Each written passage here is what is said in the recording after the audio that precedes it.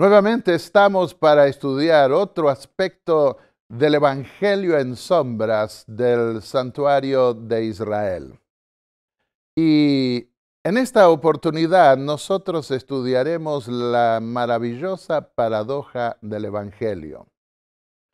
Cuando estaba en la Universidad de Estrasburgo, empecé a estudiar toda esa sección que años atrás había estudiado en castellano, ahora a estudiarla en hebreo. Y al ir avanzando en la traducción personal de la Biblia hebrea, en esos mensajes especiales, comencé a encontrarme con algunos problemas que no podía entender al principio.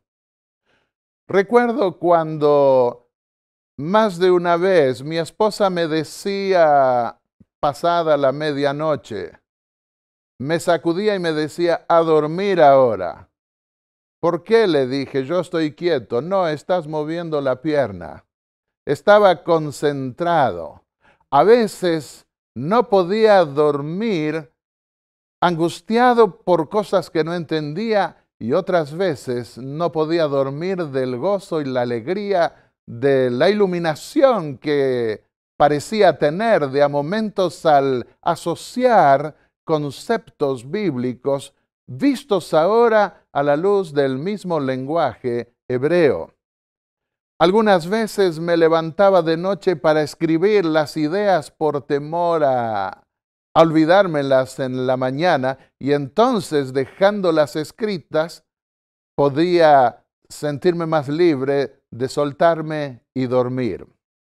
Recuerdo cuando llegó el momento de ir terminando ya mi tesis doctoral. Había escrito 2 capítulos que habían agradado a mis profesores, pero un capítulo era el fundamental, el principal, que tenía que ver con la paradoja del sacrificio israelita y en esencia, como pude verlo después, con la paradoja del Evangelio.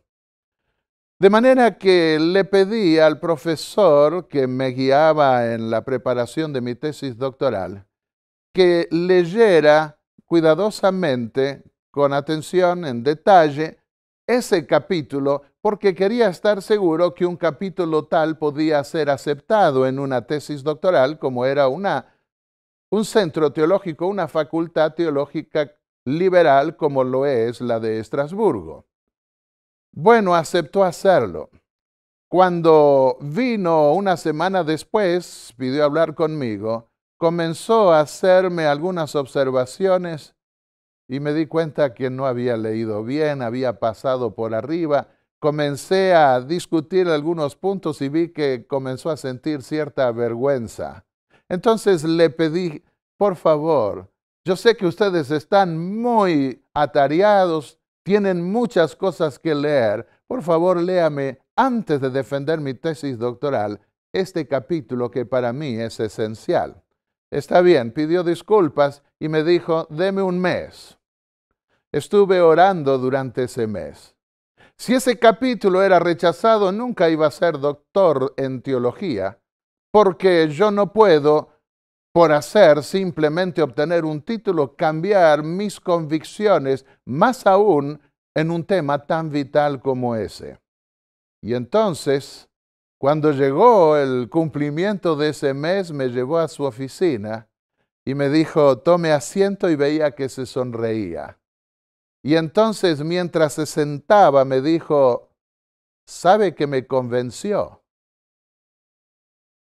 Casi no lo podía creer.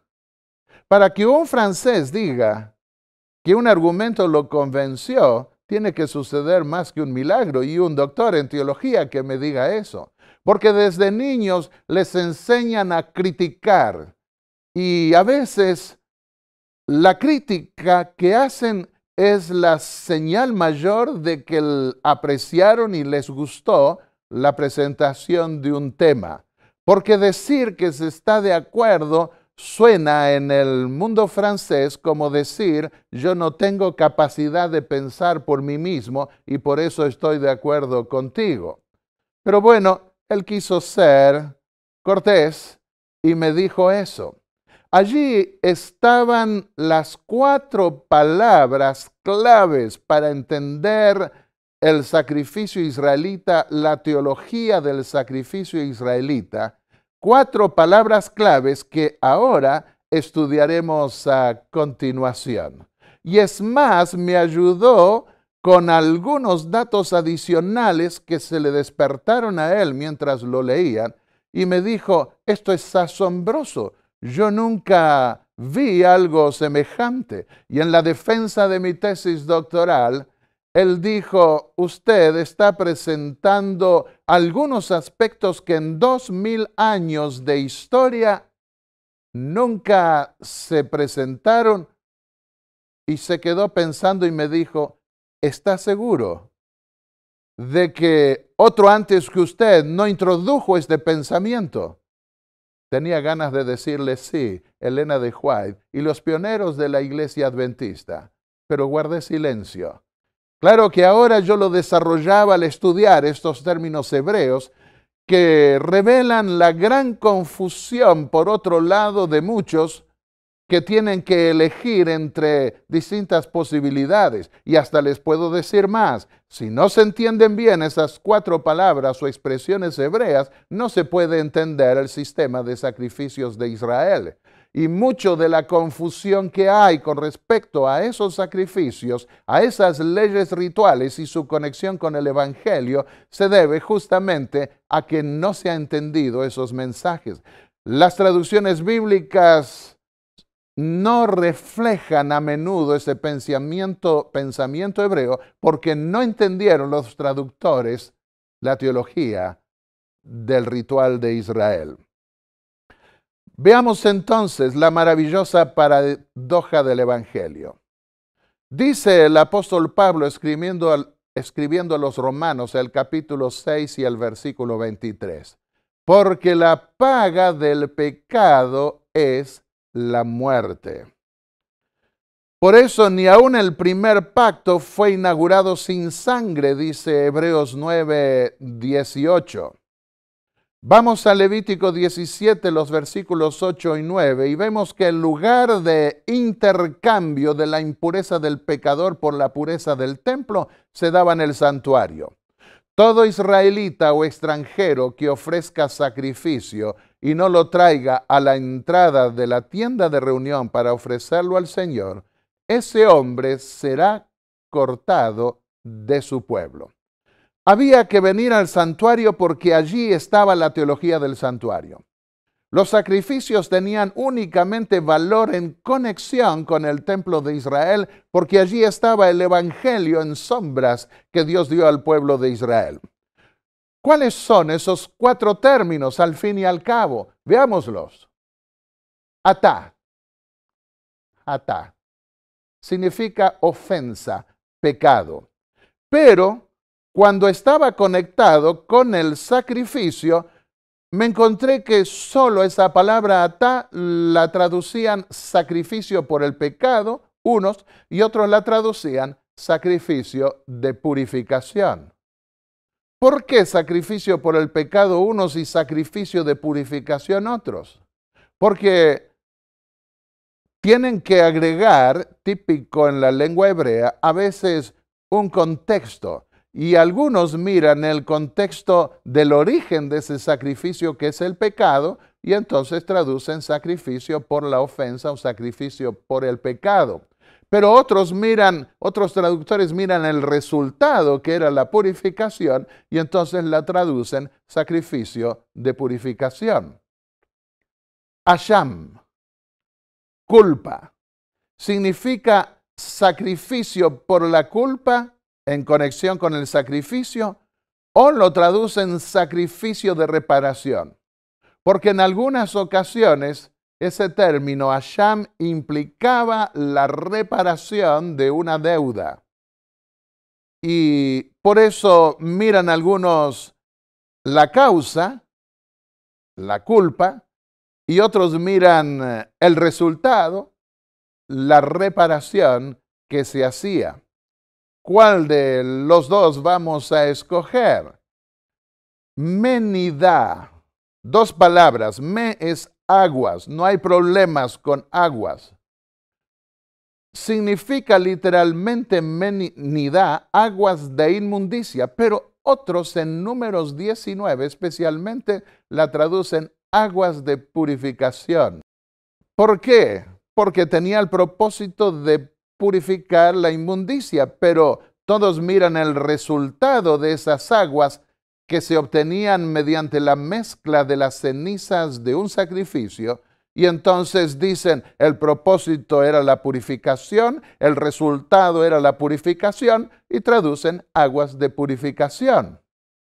Y el término que más me llamó la atención y que más impresionó a mi profesor de teología fue nasaavón, llevar la iniquidad por un lado o quitar la iniquidad, traducen otros. De esto yo voy a hablar más a medida que desarrollemos estos temas. Pero descubrí que estos 4 términos reflejan la paradoja del sacrificio y que si no se entiende esa paradoja, no se tiene una visión completa del Evangelio de Cristo tampoco.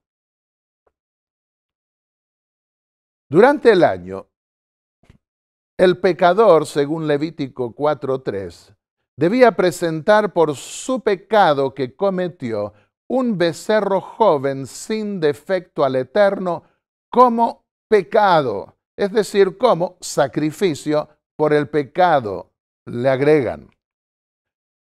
En Levítico 5:6 dice, usando el término asham, el pecador traerá su culpa al Eterno por su pecado que pecó, dice literalmente, su pecado que cometió, lo decimos nosotros en una forma más elegante. Esto es, una cordera o cabra del rebaño como pecado otra vez.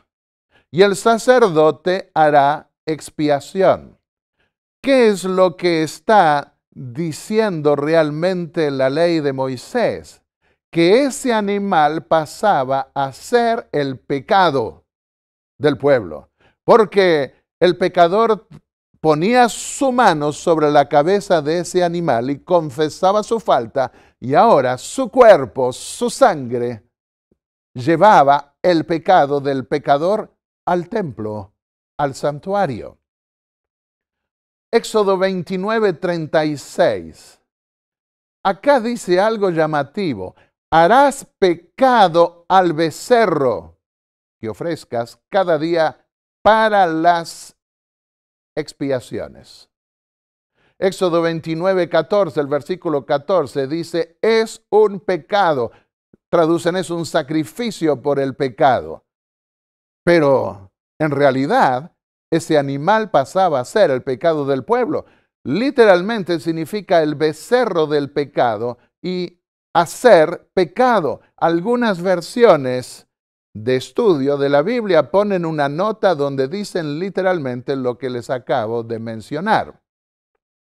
Ahora vayamos a la epístola del apóstol Pablo, 2 Corintios 5:21. Allí dice, al que no tenía pecado, ¿a quién me refiero? A Cristo.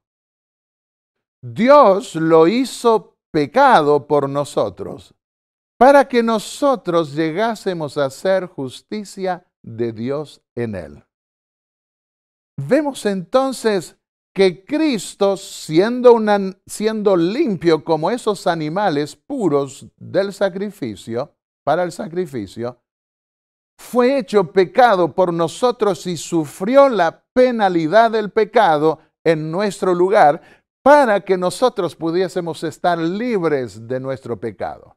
Nuestro pecado fue condenado en la cruz del Calvario. Nuestro pecado murió, por así decir, en la cruz del Calvario, y nosotros podemos así salir en libertad cuando nos apropiamos de ese sacrificio. Veamos el ritual de la vaca alazana o la vaca rojiza, que era sacrificada y transformada en cenizas. Allí iba el estiércol, iban, es decir, las tripas, iba la carne, el cuerpo, aún la piel roja, y hasta le añadían hisopo para que una especie de tinta roja y madera de cedro del Líbano que era roja, para que esas cenizas revueltas después en agua sirviesen de receptáculo de sangre. Dice, un hombre limpio quitará las cenizas de la vaca para el agua impura o de inmundicia, nidá, pero la traducen agua de purificación. Y luego dice, es un pecado. Claro, hay que traducirlo, es un sacrificio por el pecado. Atá aparece otra vez.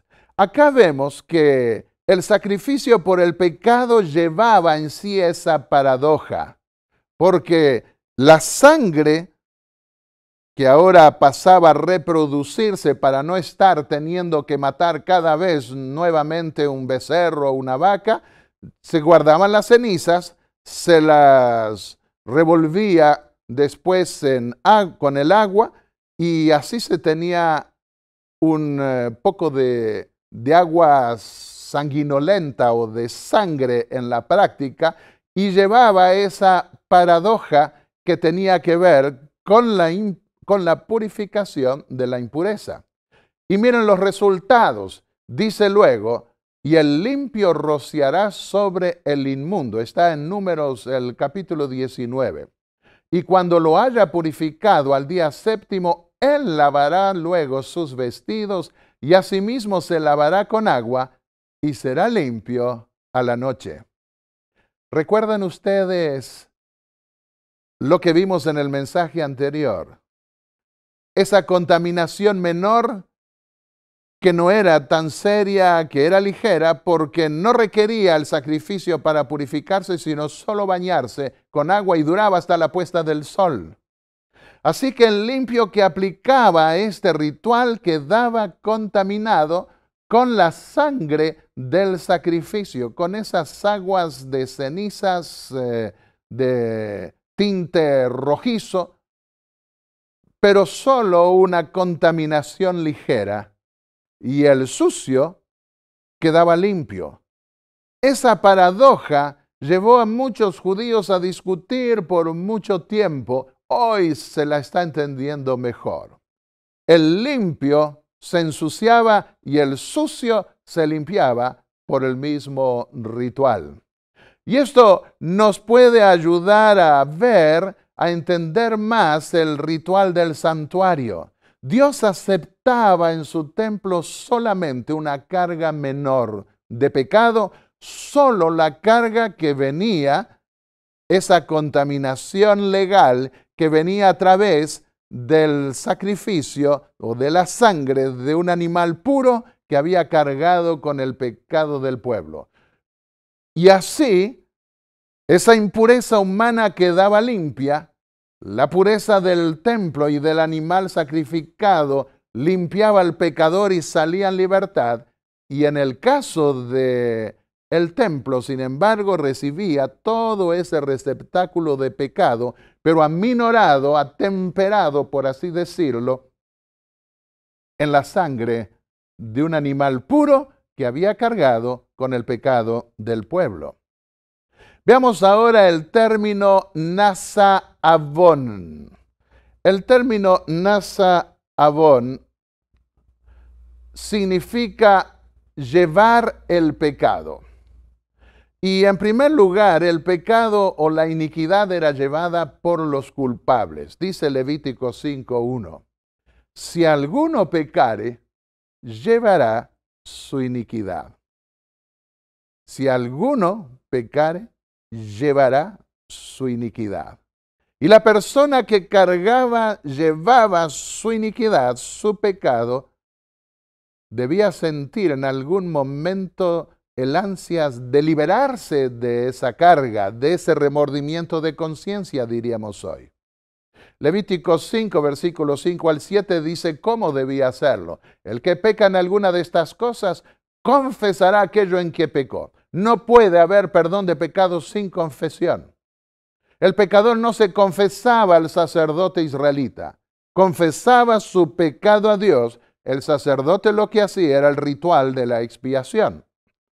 Y para expiar el pecado que ha cometido, traerá al Señor dos tórtolas o 2 palominos o un cordero o una cabra o un macho cabrío, etc.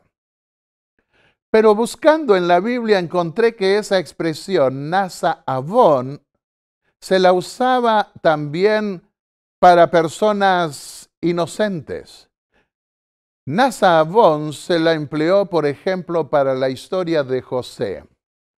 José fue vendido por sus hermanos, se salvó porque su hermano mayor intervino, porque hasta lo iban a matar en esos celos familiares tan fuertes que se dieron.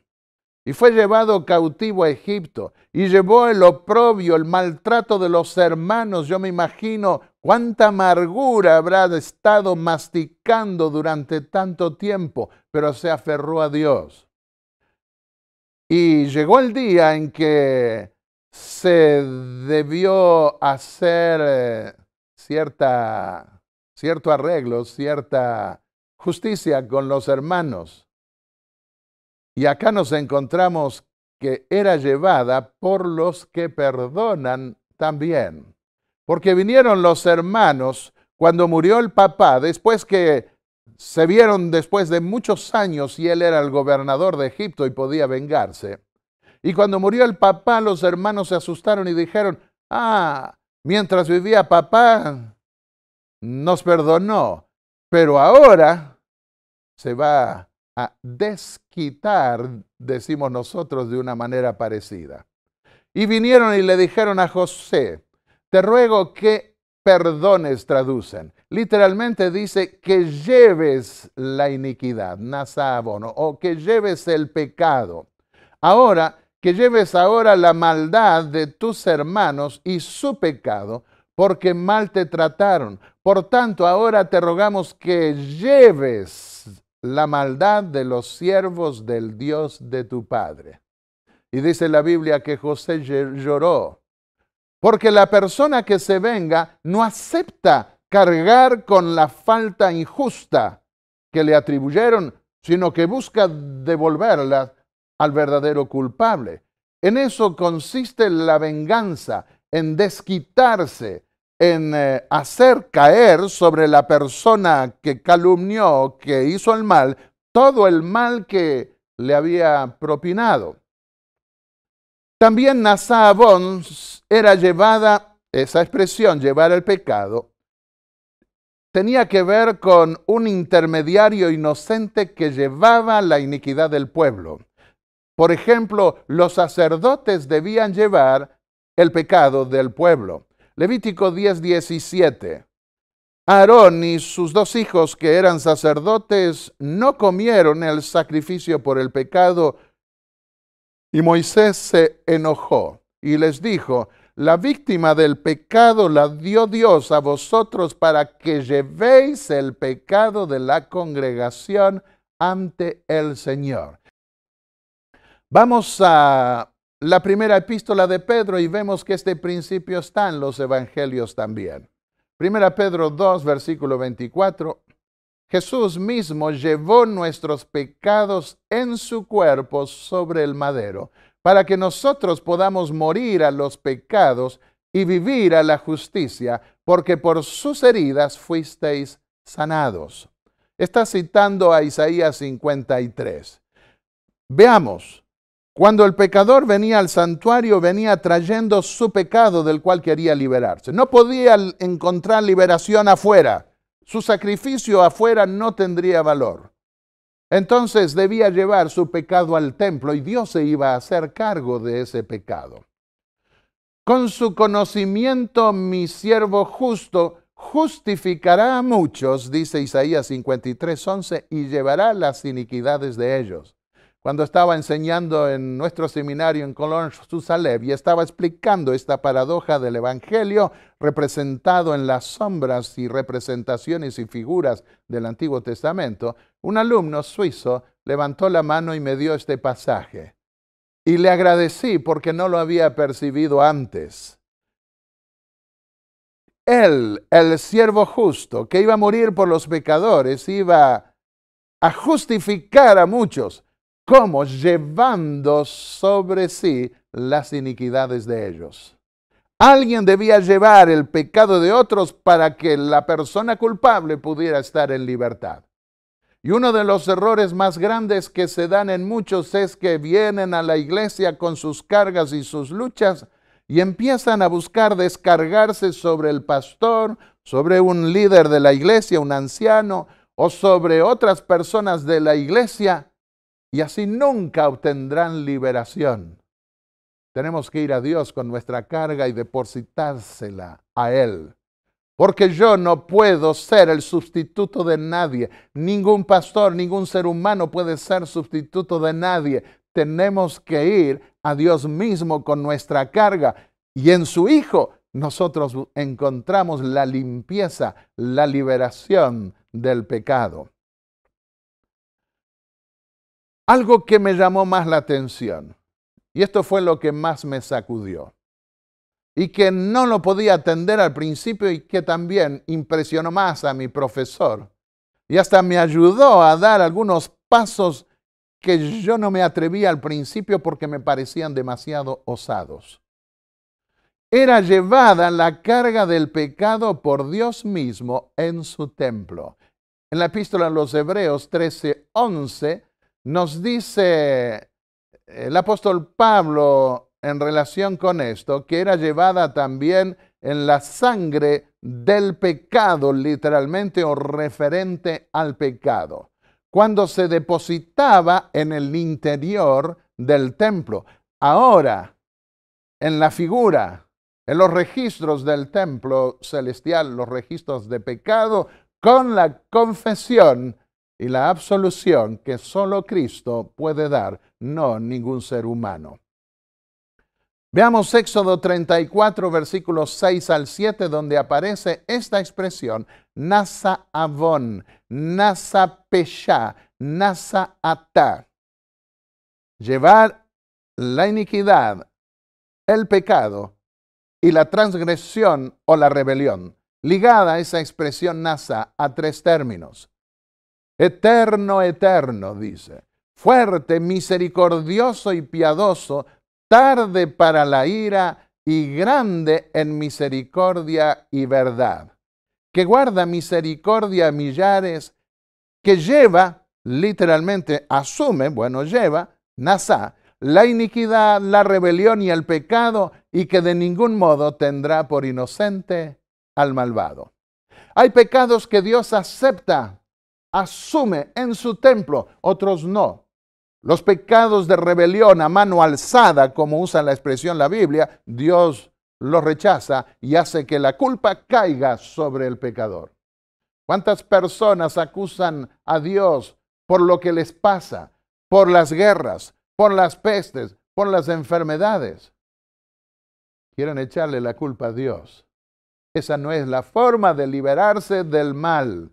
Tenemos que creer en Dios, tenemos que confiar en Él, porque Él será vindicado en el juicio de toda mala imputación sobre sus actos como soberano del universo. Pero acepta asumir la responsabilidad del pecador que humildemente confiesa su falta y en el tribunal del cielo será vindicado. ¿Por qué? Porque en el sacrificio de su Hijo está el pago y la purificación de esa falta. Por ejemplo, lo que dijo David, Salmos 32:5. Mi pecado te declaré y no encubrí mi iniquidad. Ese es el primer paso para obtener el perdón de los pecados, librarse de esa carga del pecado. Debemos ir a Dios y confesar nuestras faltas. No debemos pensar que debemos ser santos para poder ir a Dios. No, Él quiere que pecadores como somos, miserables como somos, vayamos a Él. Y Él va a tomar esa carga de nosotros si las confesamos en virtud del sacrificio del Hijo de Dios quien es nuestro pecado, fue hecho nuestro pecado y murió, llevando con su muerte ese sacrificio a la tumba. Pero al mismo tiempo, Él ejerce un ministerio en el cielo equivalente al sacerdote que llevaba la sangre del pecado al interior del templo, hasta el día de la purificación final de ese templo. Y dice David, mi pecado te declaré y no encubrí mi iniquidad. Dije, confesaré mis transgresiones al Eterno, y tú llevaste la maldad de mi pecado. Recuerdo cuando al principio, traduciendo del original hebreo las secciones del sacrificio israelita de las leyes rituales, al encontrarme con el término Nasa Avon, no sabía con cuál de las dos propuestas que encontraba en las traducciones modernas quedarme. Por un lado estaba quitar el pecado y por otro lado estaba llevar el pecado. ¿Cómo debía traducir ese pasaje? Había un judío que estaba estudiando en esa universidad, en esa facultad cristiana, y se me ocurrió una vez preguntarle, ¿qué entiendes por Nasá en hebreo? Nasá, me dijo él. Vio que había un portafolio e hizo esto.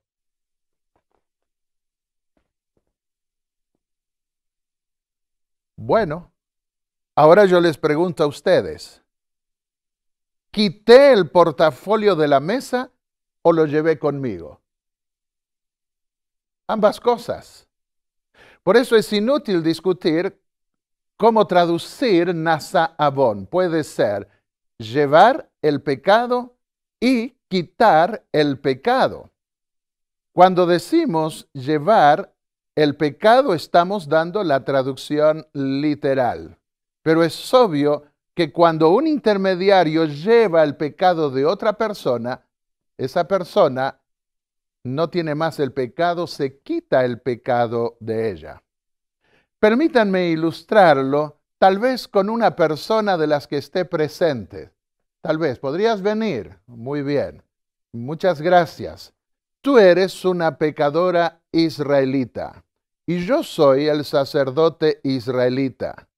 Naturalmente no tenemos un cordero para aquí representarlo porque el cordero pasaba a ser el pecado de la pecadora o del pecador. Entonces vamos a representarlo con este. Este es tu pecado.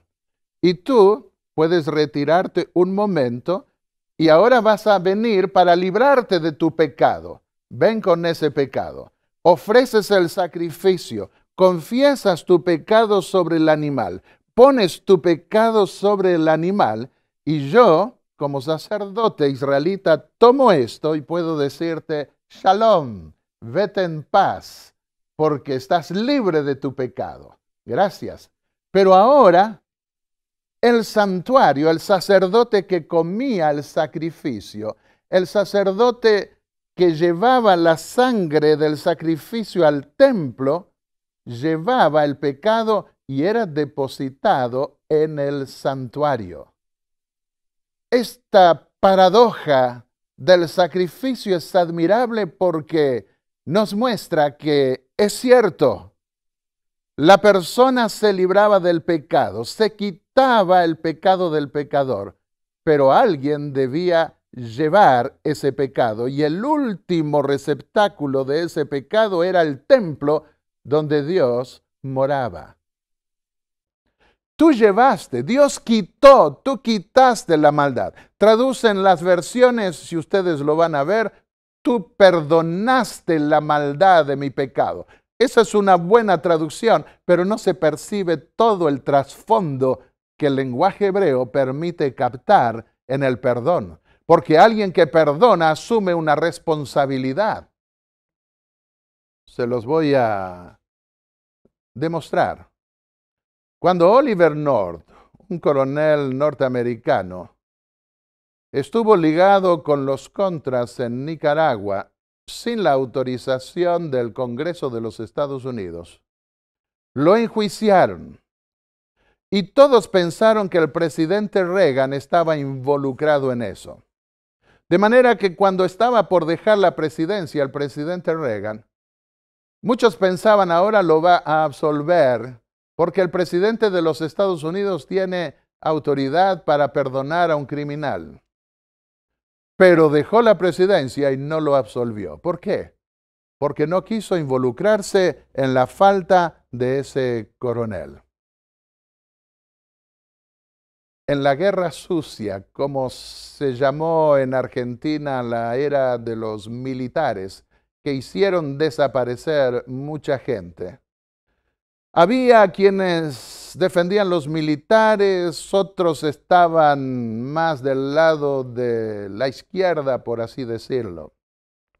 Y yo fui a Europa y me disgustaba ver el lado que me parecía unilateral de muchos europeos ante la situación que se había vivido en Argentina. Y entonces me dijo una vez un pastor italiano de la iglesia adventista: mira, Alberto, los militares podrían poner en el pelotón de fusilamiento a muchas personas y el mundo podría sobrellevar eso con una sola condición: que haya juicios abiertos y verificables. Pero eso de que se haga desaparecer uno aquí, otro se haga desaparecer allá, nadie lo acepta. Quedé pensando, porque justamente la Biblia nos dice que hay un juicio investigador en los cielos antes del castigo final de los malvados. Si Dios hiciera desaparecer a este o al otro, aún al mismo Satanás, al ángel rebelde Lucifer, que se apartó de Dios en el cielo, y lo hubiera hecho antes que se pudiese ver el fruto de su obra, muchos estarían con temor sirviendo a Dios. Pero dio largas al tema, dio largas al problema para que el mundo y el universo entero se convenciese de la injusticia del pecado y pudiese ver el carácter admirable de Dios. Y en el juicio final, Dios mismo será juzgado, según nos dice la palabra de Dios. Por eso Él asume una responsabilidad al perdonarnos a nosotros. La traducción es correcta. Dios perdona la iniquidad, pero al perdonar, asume la responsabilidad de ese pecado ante el universo. Y no nos preocupemos, Dios sabe cómo defenderse, Dios sabe cómo defender su justicia ante ese tribunal, porque dio a su Hijo dio el pago y puede decir: pude perdonar a tal o cual pecador, porque acá está el pago. Se hizo justicia. Salmos 85, versículos 2 al 3 dice: tú llevaste, dice el profeta, la iniquidad de tu pueblo, cubriste todos sus pecados, reprimiste toda tu ira y te apartaste del ardor de tu enojo. Y Oseas 14:2 dice: tened palabras de arrepentimiento, convertíos al Eterno y decidle: lleva toda la iniquidad. Perdona, correcto, perdona la iniquidad, pero hazte cargo de nuestra iniquidad, es lo que quiere decir, y acepta el bien, te ofreceremos la ofrenda de nuestros labios. Esto está siendo cada vez más entendido por autores judíos modernos.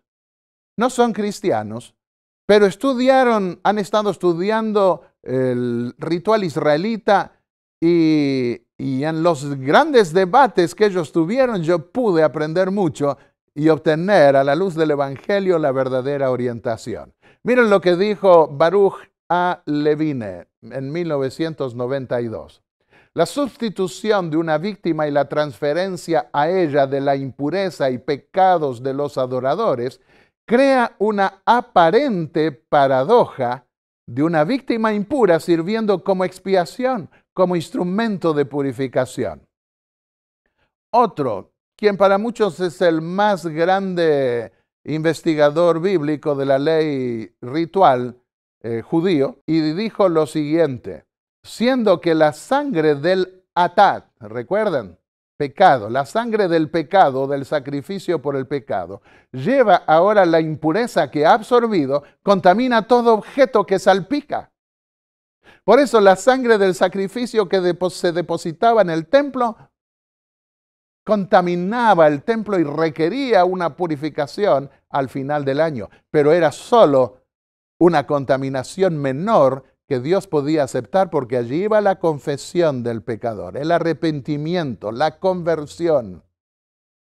Y entonces el pecador salía libre del pecado, pero Dios asumía la responsabilidad de esa falta hasta el día final del juicio, que estaba representado en el ritual de sacrificios.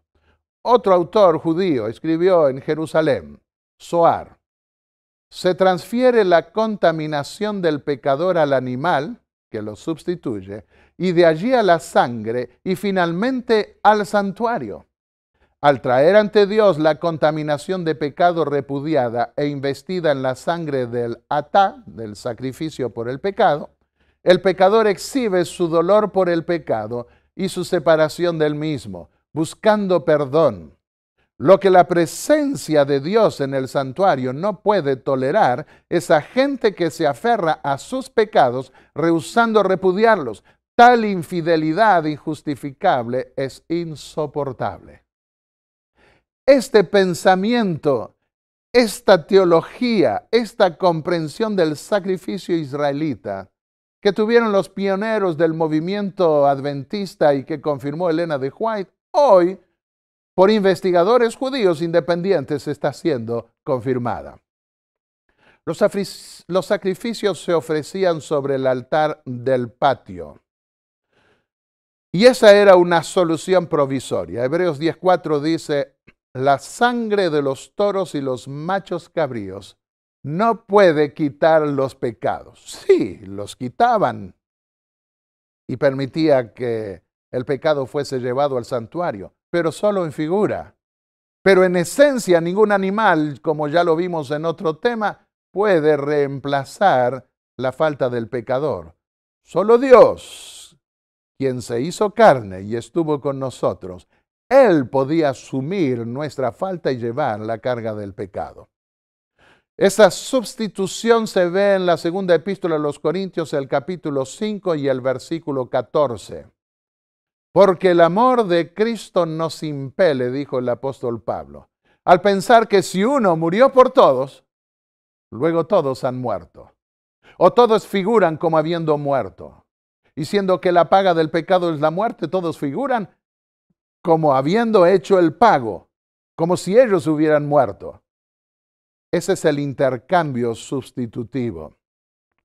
En la inauguración del templo que se daba en el patio, Moisés tomó la sangre y con su dedo la puso sobre los cuernos del altar. Derramó el resto de la sangre en la base del altar, así lo santificó para ofrecer sacrificios por él, por el pecado, sobre él. Y el resto lo quemó sobre el altar, pero al becerro lo quemó fuera del campo. Así como se inauguró con ese sacrificio en el patio del templo, se inauguró el templo, así también Cristo inició la inauguración del templo celestial con su sacrificio que tuvo en la tierra, lo que podríamos vincularlo como el patio del templo celestial. Los dos ministerios básicos del santuario los describió el apóstol Pablo escribiendo a los Hebreos en el capítulo 9, los versículos 6 al 7. Los sacerdotes entraban continuamente en la primera parte del templo, es decir, en el lugar santo, para cumplir con los oficios del culto. Pero en la segunda parte, en el lugar santísimo, entraba solo el sumo sacerdote una vez al año, no sin llevar sangre por los pecados. Y allí se cumplía la purificación final del templo. Escribiendo a los Hebreos también en el capítulo 13 y en el versículo 10, dijo Pablo: tenemos un altar del cual no tienen derecho a comer los que sirven en el santuario. Ese altar no es el altar de la hostia, no es el altar de la misa. porque nosotros no podemos comer ese sacrificio. Tenemos un altar. Cuando no se comían esos sacrificios, la sangre se llevaba al interior del templo. Cuando se comían esos sacrificios, el sacerdote llevaba esos pecados. Y al final del año depositaba esos pecados en el templo, en la primera parte del ritual del día de la expiación. Así que nuestro altar es el altar del templo que está en el cielo, donde Cristo intercede por nosotros, y siendo que nuestro pecado se lleva a ese altar, nuestro pecado no es comible, ese sacrificio no es comestible. Y sigue diciendo Hebreos 13:11, porque los cuerpos de aquellos animales cuya sangre por el pecado es introducida en el santuario por el sumo sacerdote, son quemados fuera del campamento. Aquí dice, cuya sangre del pecado, o referente al pecado, porque la sangre de Cristo también llevó nuestro pecado al cielo. Por eso también Jesús padeció fuera de la puerta para santificar al pueblo mediante su propia sangre que presenta en el templo celestial. ¿Cómo es que presenta Él su sangre? Con las señales de los clavos. Yo voy a hablar en el siguiente tema un poco más sobre esto. Sin derramamiento de sangre, dice la epístola a los Hebreos, no hay remisión, no hay transferencia de pecados. Traducen, no hay perdón, sí, pero el sentido de áfesis da lugar a pensar en una transferencia de pecados al santuario, ahora el del cielo. Escribió Elena de White, hijos del Señor, cuán preciosa es la promesa, cuán plena la expiación del Salvador por nuestra culpa. El Redentor, con un corazón de amor inalterable, aún presenta su sagrada sangre en favor del pecador. Las manos heridas, el costado traspasado, sus pies estropeados, abogan elocuentemente por el hombre caído, cuya redención se pagó a tan infinito costo. Tenemos un abogado perfecto que no se equivoca. Recuerdo cuando mis padres se mudaron a la ciudad de Paraná. Y allí a la casa de la asociación donde mi padre fue el tesorero de la Asociación de los Adventistas en toda la provincia de Entre Ríos y que abarcaba otras provincias más. Cuando fueron a vivir allí, descubrió mi madre que la vecina en el fondo de la casa tiraba la basura por encima del muro al lado de donde vivían mis padres. Y mi madre tenía su temperamento. Tomó esa basura y se la tiró de vuelta. Mi padre se agarraba la cabeza y decía, yo soy pastor, esa persona sabe que yo soy pastor, ¿por qué no fuiste a hablar con ella? ¿Qué se cree ella? ¿Va a tirar toda esa basura a mi casa? ¿Quién soy yo? Soy un basurero. Bueno, la convenció, mi padre, hicieron las paces y hasta la invitó. Y por primera vez fue a una iglesia adventista a ese lugar. Algunos dirían cosas de mujeres, pero se arregló ese problema. Dios no aceptaba que el pueblo viniera y le tirara toda esa basura en su templo. Pero sí les decía, tráiganme esa suciedad, pero háganlo como yo les dije, a través de un animal menor. Porque Dios debía presentar su justicia en el juicio final y solo el pecado confesado podía Dios asumirlo para defendernos en su tribunal. Y el abogado que tenemos es un abogado perfecto que no pierde ni un solo caso. Los abogados en este mundo le dicen a usted, no diga esto, no diga esto, no diga esto y no diga lo demás. Pero en el cielo no hay tapujos, no hay escondrijos de ninguna naturaleza. Hay integridad, hay transparencia. Y nuestro abogado nos dice, digan todo. Y esa confesión que ustedes hacen será vista y leída y escuchada por todo el universo, porque la Biblia dice que nuestros pecados se escriben en los libros del cielo. Pero no se preocupen, yo he pagado por esas faltas y yo puedo defenderlos. Y ninguna acusación del acusador de los hermanos, como dice Satanás, puede tener efecto, porque ese abogado que tenemos es un abogado perfecto. La purificación final del santuario al final del año representaba ese juicio final. Levítico 16:16 dice: de esta manera purificará el santuario de todas las impurezas y rebeliones de los israelitas, de todo el pecado de ellos, traducción literal, de todo el sacrificio por el pecado que ellos habían traído al santuario durante el año, podemos agregar, y a los que se podían incluir como última instancia la confesión de los pecadores en ese momento final. Fue pues necesario, dice Hebreos 9:23, que la copia de las realidades celestiales fuesen purificadas con esos sacrificios, pero las realidades celestiales mismas con mejores sacrificios que estos. Debía purificarse el templo del cielo por todos los pecados que allí se inscribieron, pero por todos los pecados que Dios pudo asumir. Apocalipsis 11:19 nos habla del juicio final y dice entonces, fue abierto el templo de Dios que está en el cielo y quedó a la vista el arca de su pacto en su santuario. Se veía esa arca solo en el día de la expiación. El sumo sacerdote entraba al lugar santísimo para purificar el templo solo en el día de la expiación, y en conexión con ese juicio final se presenta esa apertura del templo celestial al lugar santísimo. Ha llegado el tiempo, decía el versículo anterior, de juzgar a los muertos, de dar el galardón a tus siervos, los profetas, a los santos y a los que temen tu nombre, pequeños y grandes. Así como está ordenado que los hombres mueran una vez y después se enfrenten el juicio, dice Hebreos 9:27, así también Cristo fue ofrecido una sola vez para quitar los pecados de muchos. Llevar, como lo vimos. Y entonces dice, la segunda vez, sin llevar el pecado, aparecerá para salvar a los que lo esperan.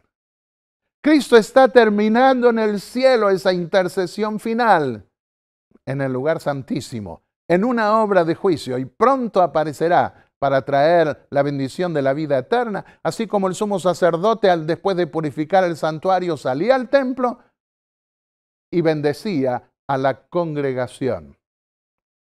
Animémonos unos a otros, dice Hebreos 10:25. Tanto más cuando veis que el día, dice el día. En el Talmud hebreo, en la Mishnah, hay una sección que se titula Yoma, día, que tenía que ver con el día de la expiación. De manera que cuando dice, cuando veis que el día es el día representado por el día de la expiación, que era el día del juicio, Yoma, tanto más cuando veis que el día se acerca. Ese día para nosotros ya comenzó. Apocalipsis 14:7, el primer mensaje angélico dice, temed a Dios y dadle gloria, porque ha llegado la hora del juicio. Dijo en Romanos 14:10 el apóstol, porque todos hemos de comparecer ante el tribunal de Cristo. ¿Cómo? A través de Cristo. Uno de los pasajes que más me impresiona es el de Romanos 8, versículos 34-35. Dice el apóstol, si Dios es con nosotros, ¿quién contra nosotros? ¿Quién acusará a los escogidos por Dios? Es Dios quien justifica, es decir, es Dios quien asume nuestra falta. ¿Quién podrá argumentar con Dios? ¿Quién condenará? Sigue diciendo, es Cristo Jesús quien murió, sí, quien resucitó y está a la diestra de Dios e intercede por nosotros. Si nosotros hemos confesado nuestros pecados delante de Dios, podemos confiar en Él, porque en el día del juicio no va a tomar nuestras faltas y las va a echar de nuevo sobre nosotros. Fiel es el que prometió, Él asumió nuestro pecado. A menos que nos rebelemos contra Él, y entonces sí, todo eso volverá a caer sobre nuestras cabezas. Pero si confiamos en Él, no debemos mirar al juicio con miedo, sino con fe, con esperanza, porque ese día del juicio será una vindicación para cada uno de nosotros. El pasaje de Miqueas, el capítulo 7, el versículo 18, es maravilloso, uno de los mejores pasajes del Antiguo Testamento. El profeta parece amargado de a momentos al escribir en su libro por la apostasía, el pecado y la rebelión del pueblo. Y al final mira hacia el cielo y dice, ¿qué Dios como tú que lleva la iniquidad, que asume, que se hace cargo de la iniquidad y pasa por alto el pecado del remanente de su heredad? No retiene para siempre su enojo, porque se deleita en mostrar misericordia. Tu piedad inagotable se deleita en perdonar. Qué maravilloso. Ese pedacito se los extraje de un canto que muestra que Dios se deleita en perdonar. A nosotros nos cuesta perdonar, pero para Dios es un placer porque quiere nuestra salvación, quiere nuestra redención. Y el profeta miró a las naciones paganas y dijo, no hay entre las naciones paganas ningún Dios como el Dios de Israel.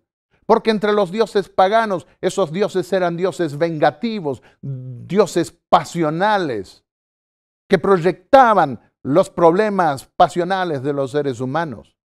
Entre los egipcios, cuando una persona moría, me imagino el terror por la que pasaba antes de morir, porque creían que después de morir debían comparecer ante un tribunal representado por animales salvajes y estaban allí con sus fauces abiertas, hipopótamos, tigres, leones, listos para devorar si no era capaz de probar su inocencia. Imagínense ustedes a los pecadores egipcios cómo probar su inocencia ante un tribunal del cielo y si no iban a ser devorados. Y yo quiero decirles que si yo tengo que ir al tribunal del cielo para probar mi inocencia, tiro ya a la religión. ¿De qué me sirve entonces la religión? Yo sé que soy pecador, yo sé que no tengo posibilidades de probar mi inocencia. Pero qué Dios como tú, que se hace cargo del pecado de su pueblo. Querido amigo que me escuchas, tú puedes confiar en Dios y debes hacerlo si quieres vivir. Aún habiendo sido criminal, puedes vivir en paz, aunque estés en la cárcel. Si confiesas tu pecado a Dios, Dios te perdonará, porque Dios es compasivo, benigno, misericordioso. Querido amigo, prepárate para encontrarte con tu Dios. Esas son las palabras de Amós, el capítulo 4 y el versículo 12. Temed a Dios y dadle gloria, porque ha llegado la hora del juicio, dice Apocalipsis 14:7. De manera que nosotros podemos confiar en Dios, podemos confiar en sus promesas, podemos librarnos de la carga del pecado. Debemos ir al templo que está en el cielo donde Jesús intercede por nosotros para que allí se dé el trueque de nuestra falta por la pureza del Hijo de Dios. Y Él, en ese templo, será nuestro abogado. Él nos defenderá. Y el mismo juez, el mismo Padre, todo el cielo ha sido ganado a nuestro favor para vindicarnos gracias a los méritos preciosos del Hijo de Dios. ¿Quieres aceptar ese regalo que te ofrece el Señor? ¿Quieres aceptar el perdón de los pecados? Yo te invito a que inclines tu rostro para orar conmigo, para que te libres de tu pecado. Padre y Dios Santo que estás en los cielos, sabemos que tú eres un Dios de amor. ¡Qué maravilloso tu evangelio! Señor, queremos librarnos de nuestro pecado. Sabemos que eso puede afectar tu reputación ante muchos que no entienden el evangelio, porque miran la maldad y no perciben ese carácter de amor con el pago que se dio en el sacrificio. Señor, gracias por tu amor. Nos confiamos a ti. Te pedimos el perdón de nuestros pecados. Cada uno que está escuchando esta oración puede confesar ahora también su falta personal a Dios, específica, que solo Él conoce y que tú conoces también. Y creyendo en tus promesas, confiamos, Señor, que podremos levantarnos en paz, habiendo sido justificados, habiendo recibido el perdón de los pecados. Gracias, Señor. En el nombre de Jesús te lo pedimos todo. Amén.